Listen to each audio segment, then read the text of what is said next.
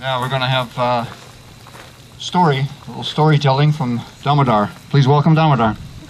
Haribo.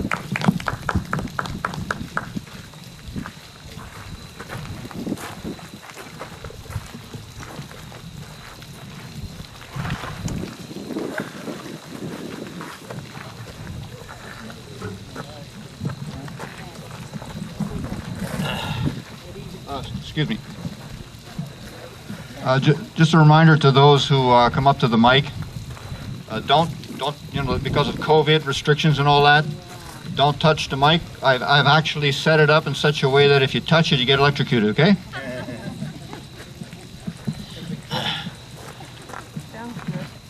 Well, I'd certainly like to thank the previous presenters. A lot of good stuff here tonight. So, just this morning, Anuradha texted Gopa and said maybe Damodhara can do a 10-minute reading tonight. So I racked my brain. What will I do? So I wanted to read. Well, actually, I don't really have time to read, but I brought the book anyway.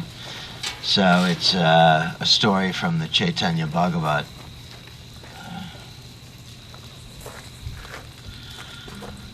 And I just happened to be sitting next to the other premier distributor of the Bhaktivedanta Vedic Library cards, Advaita and I. We went out to Rath Yatras and other kinds of great places and distributed our cards. So if anyone doesn't have one of our cards yet, as a matter of fact, there was just an email the other day that some of the cantos that had previously not been available on this website, they're now available. So the one, Tulsi headed up the project, and the one thing he was adamant about was that he only had the time and the energy to do books that have been translated directly by Prabhupada. So, as you probably know, Prabhupada translated the Chaitanya Charitamrita, but he didn't have time to do the Chaitanya Bhagavat. Those are the two principal biographies of Chaitanya Mahaprabhu. Even though his spiritual master, Bhaktisiddhanta, did translate the Chaitanya Bhagavat.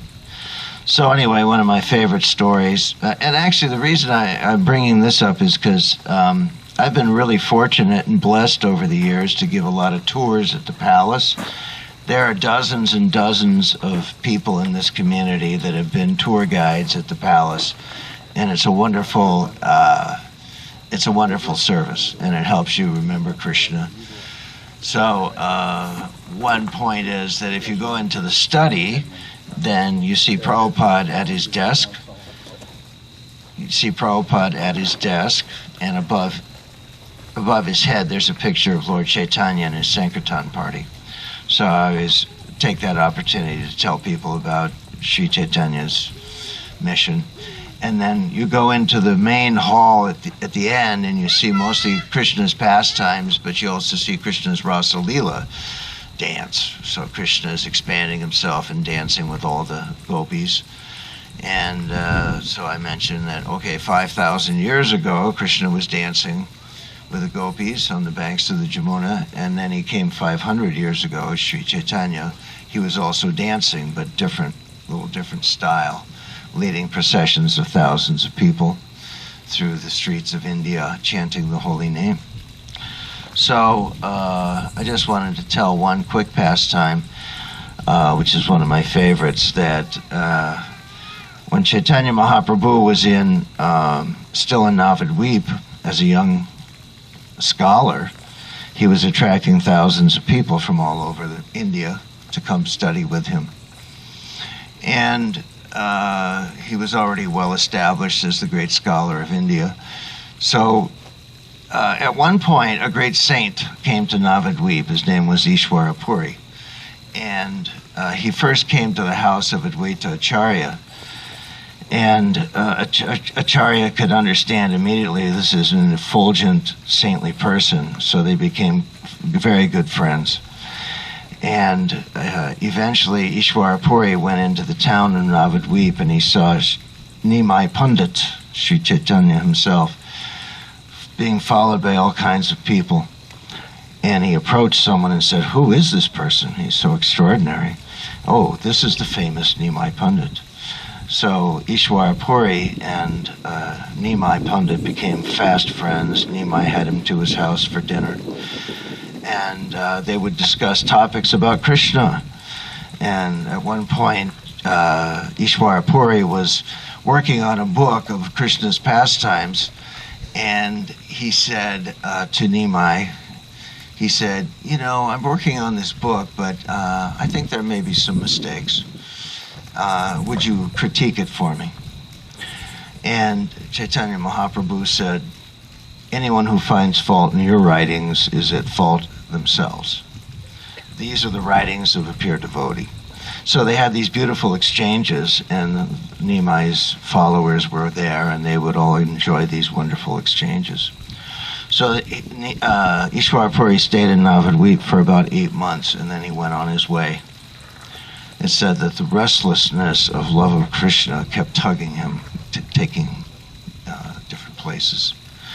So anyway, later on, that was from the chapter 11 of the Adi Kanda of Chaitanya Bhagavat.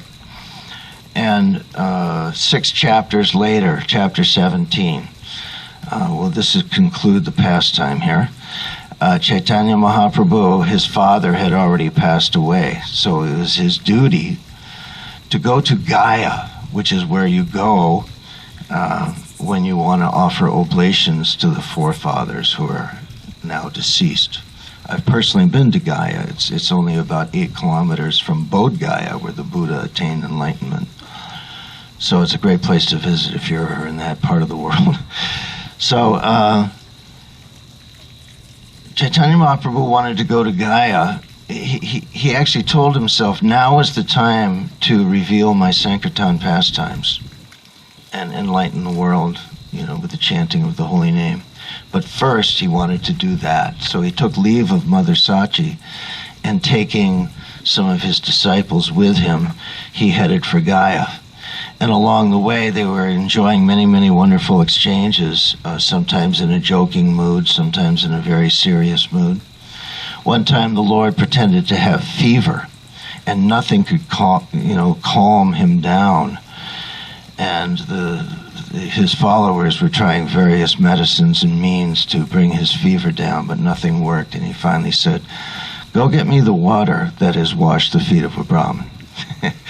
So he took the water that had washed the feet of a Brahmin, and his fever was cured.